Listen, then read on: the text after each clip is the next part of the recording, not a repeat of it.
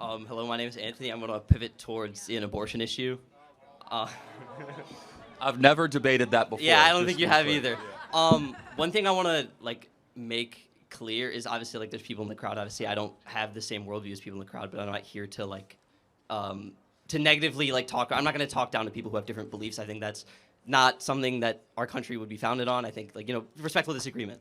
But in terms of abortion, the one thing, shout out Dean Withers, I guess, but the one thing that caught my eye was our women with IUDs murderers debate. So can you just give a refresh and just explain if you think women with IUDs are or not murderers? Because I actually debated this with Dean. No, I mean it prevents conception. Yes, but it's no different than a condom or different than birth control. But his argument was that, and I'm almost 100% sure you agreed with this, is that when conception happens, a unique human life is created when an IUD prevents human life. It prevents the attachment to the uterine wall. Yes, but when it's already a zygote, which is you would consider a unique human life, yes? Correct, yes. So then you're saying effectively that the IUD is, by your definition, if you believe life begins... That's not the way an IUD works. I don't want to spend too much time on this, but yeah. it prevents fertilization. Yes, okay. So turning off of that, in terms of a conservative worldview, I want to talk about how, specifically when you think of Roe v. Wade being overturned, the right to privacy, that kind of stuff, when that's a precedent that's been used for other cases, things like gay marriage, Obergefell versus Hodges, if I'm remembering correctly, things like the right for gay marriage specifically, I think is it's a slippery slope, because when you overturn a case that relies on that right for privacy, you can start unraveling things that, I would consider marrying whoever you want to, regardless of your political affiliation, whether you believe in gay marriage or not. That's included in your amendments. That should the right to do what you want. Isn't the Conservative Party all about freedom of choice, at a baseline view? There's a lot there. We believe in liberty, not license, so we believe you should be able to do things that elevate humanity and elevate your society, not license. For example, we don't believe you should be able to marry a 12-year-old. Yeah, logically. But that's freedom, isn't it? No, it's not, because that's license. Yes. So you must have the distinction, the philosophical maturity to know liberty versus licentiousness. Okay. Does that make sense? Yes. And then one thing I want to turn, because is so if you were to ask the entirety of America, if you're an American woman specifically, because they get abortions, if you were to ask every American woman, including states with abortion access like Illinois or something like a southern state which doesn't have it, would you say that they have more rights and more freedom of choice, bodily autonomy, than they did before Roe v. Wade was overturned? Of course, states that outlaw abortion, of course, have more rights. You know why?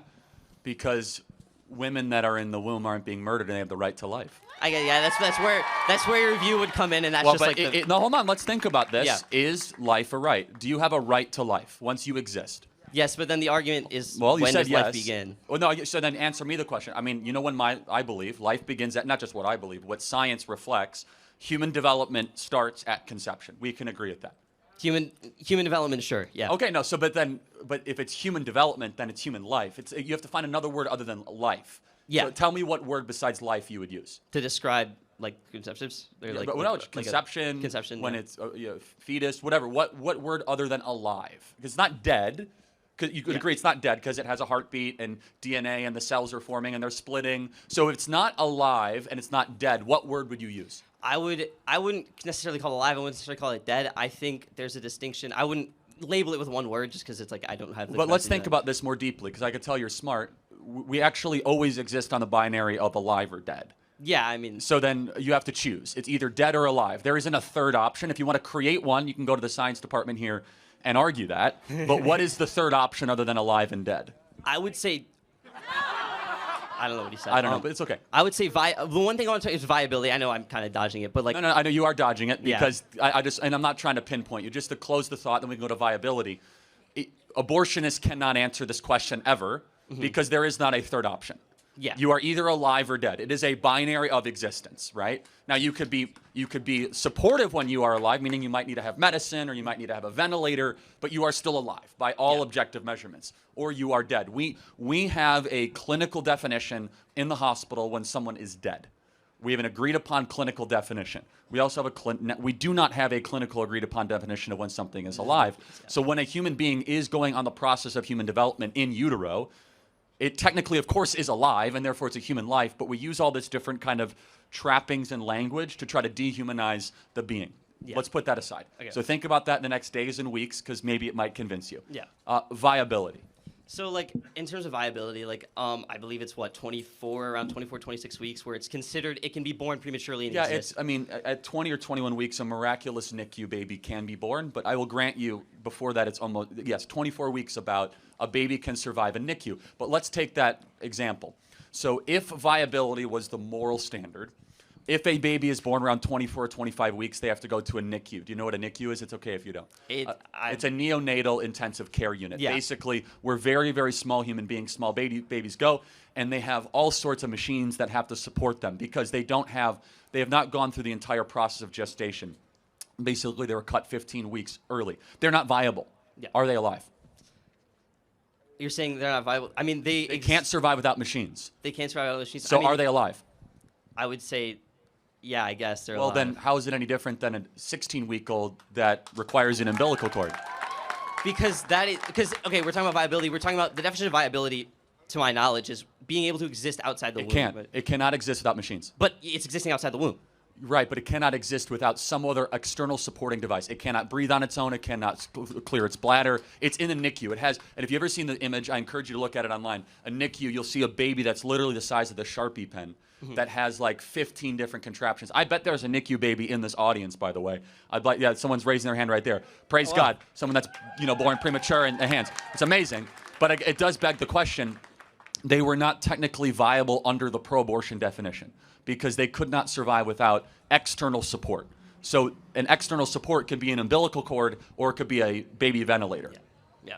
I wouldn't say I necessarily agree with like specifically like that definition, like external Well, support. then that's fine. Give me a definition of viability, and I'll hold you to that standard. Well, okay. So I guess the viability I was talking about, I guess I still will talk about, is like external, like needs to survive outside the womb. Maybe not necessarily on its own, because like I've seen none of us, like you can't even provide for yourself if you're an infant too, like under 5. Right. But like I would say that in terms of like viability, like something like existing outside the womb. Yeah, you just talked about NICU babies, whatever. Not whatever, but No, it's fine. No, but the NICU baby essentially is mimicking the gestational process outside of the womb, if that makes sense. Because a 27-week-old baby would not be able to likely survive if it wasn't for all these contraptions or machines. So what we've done is we've created with technology basically a counterfeit, a pretty good one, of the gestational process that they otherwise would be getting in utero. Yeah. But they're still alive. When a NICU baby is born at 26 weeks, they get a birth certificate. They get a social security number, but they have a bunch of machines and they're not able to breathe on their own. Yeah. But we would both agree that's a human being. yeah. Why? I think honestly, it's. I would say it's easier for me to sit up here. Obviously, I'm not a woman. I'm not pregnant. I'm not a mother. But I think at some point it's easier for me to sit here and be like pro-abortion versus like if I was a mother, I think I would have some sort of like, obviously it's a hard choice to make. Like I wouldn't, whatever. But then you also have the issue of like access to healthcare. With like if you view abortion as access to healthcare. Now we're slipping into a separate art, which is fine, which is degree of dependency. We're running the whole gauntlet, and I'm happy to do all of it, right? So I think we have viability. We've come to we've thoroughly went through those fields, but now we go to degree of dependency. You say it is a tough decision to make. I will push back a little bit. When women are properly educated that this is murder, I don't think it's actually a difficult decision to make. I don't think any mom wants to murder their child. Also, if you consider it murder, but I can see what you're saying. No, of course, but I mean, again, you have to then consider it something. You can consider it termination, elimination, but based on just very basic reason, human development, human life, the unjust taking of a human life is necessarily murder. And so, but then, let me just, complete the point. Is it ever right to take a life if you don't have the money to support that life? Specifically, money? No. Because you said healthcare or access to that. Said differently, if a mother had a 2-year-old baby and she lost her job and she goes into bankruptcy and she's in poverty, are you allowed to eliminate or terminate your 2-year-old baby because it might help you save money? No, and I understand what the point you're getting at. It's like, it's a 2-year-old. I understand that point. Because we see you're looking at a 2-year-old. It's the same thing as something. It is morally indistinguishable than a 2-week-old in utero. In your opinion, yes. But I know, but you have to tell me why it's different. Because I see what you're saying. No, tell me what's different than a 2-year-old versus a 2-week-old in utero. What's the difference, other than one is older? Because one isn't necessarily, I know I didn't define like an actual like definition of like when life begins, whatever, but that's always going to be contested. It's always going to be like, this is always going to be an issue. Well, it's contested for now. We believe biological truth will win, because human development does have a starting point, and we believe that once ethics can align with science and biology, then human life will we will have an agreed upon idea of that's when life actually begins. I see what you're saying. And then in terms of like biological evidence, obviously because just sorry to interrupt, but we have reconsidered so many scientific norms over the last 100 years. For example, when the smallpox epidemic happened, we used to give people arsenic because we thought having diarrhea would make it easier for you to get smallpox out of your system. We revisited that, and we were like, that was insane. We used to have bloodletting in the 1700s, where we would, if you were sick, you would try to get as much blood out of your system as possible.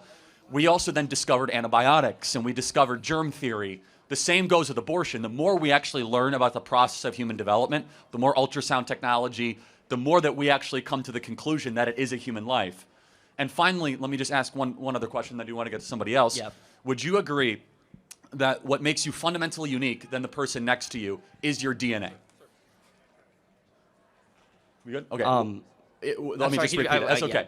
Would you agree that what makes you fundamentally unique versus the person next to you, who's the bodybuilder, is DNA?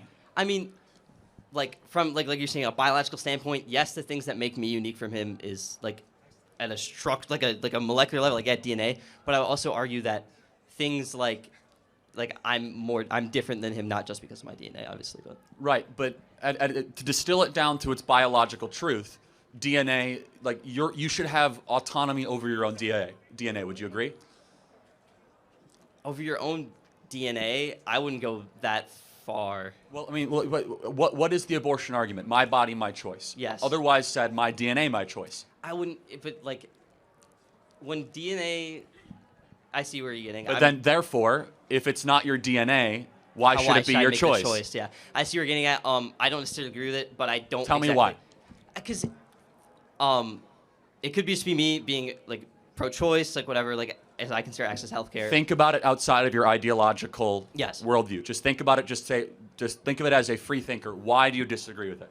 I disagree because I would say that a woman's right, that is almost a part of her body is. Well, it's attached to her body, but it's not her DNA. But for example, your mom cannot vote for you. Yes, your mom is a different, distinct person than you, right? Mm-hmm. I would say that in terms of like DNA, like since I consider it, it's the mother's like not job or duty, but like that I consider it a part of them. You might say it's attached to them, but like I'd say you ask your mother, you'd say like when she was pregnant with you, she felt like you were an extension of herself. I'm not gonna speak for her, but I feel like it's much harder than making like distinct things. And I can sit here and debate, but I don't have nearly enough educated. But fair enough. I want you to think about this in the coming days, weeks, and months, because that's what this is all about. I'm not here to just gotcha. I could tell you're looking at this correctly. We as pro-lifers have a hard job. Our job is to tell millions of people to take responsibility for their actions. Our job is to say that every human being is inherently valuable because it's a human being. Yes. And that is a harder argument. Your argument is actually way easier, which is if it feels good, do it. And if something annoying happens, eliminate it. We think you should not be able to eliminate another human being just because it might make your life mildly inconvenient. Yeah. So we just have a difference. Yeah. Our job is harder, but we believe we're right. You think you are right. And I hope we'll win one day. Thank you very much for your time. Thank you. Appreciate it. Can I get a hat? And yeah, sure. I could tell you're a big MAGA guy. So, yeah. Thank you. Yeah. Thank you, man.